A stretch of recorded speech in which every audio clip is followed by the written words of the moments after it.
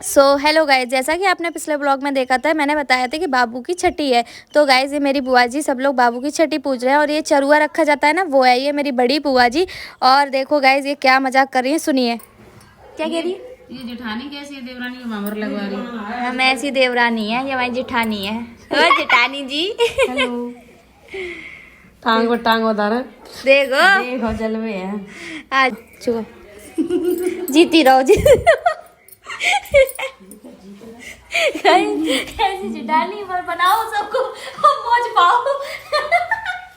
फिर हम लोग मार्केट गए थे बाबू के कपड़े लेने के लिए। गाइज ये जो मजाक चल रहा था ना, वो ऐसे ही मजाक था। मतलब ये मेरी बुआ जी है, वो शादी के बाद मेरी जेठानी बन जाएंगी, इसीलिए तो बाबू के कपड़े खरीदे वहाँ हम लोग। ये देखिए इतने प्यारे प्यारे कपड़े लिए थे उसके लिए हम लोगों ने। छठी पे नए कपड़े पहनाए जाते हैं ना, इसीलिए। फिर गाइज हम लोग गए मार्केट। मार्केट से जाने के बाद हमने कहा कुछ खाएंगे पियेंगे, और जो ये पल है ना ये वापस नहीं आएंगे। तो मुझे बहुत मस्ती कर रही थी मैं। ये बाबा जी झूला दिखा रहे थे, बाबू के लिए खिलौने खरीदे। फिर हम लोग गए फास्ट फूड खाने के लिए कुछ, और ऐसा हो नहीं सकता मार्केट आए और कुछ खा के ना जाए। तो ये हमारी बुआ जी सब लोग, हम लोग फिर हमने खाया डोसा। वहाँ पे हमने डोसा पाव भाजी बहुत चीज़ खाई थी, बट मैंने नहीं दिखाया क्योंकि मैं खाने का ब्लॉग कम रखती हूँ। लोग बहुत बोलते हैं कि कितना खाती हो। और भाई हमारी लाइफ है, हम खाएंगे पियेंगे मस्त रहेंगे, मरना तो एक दिन है ही है।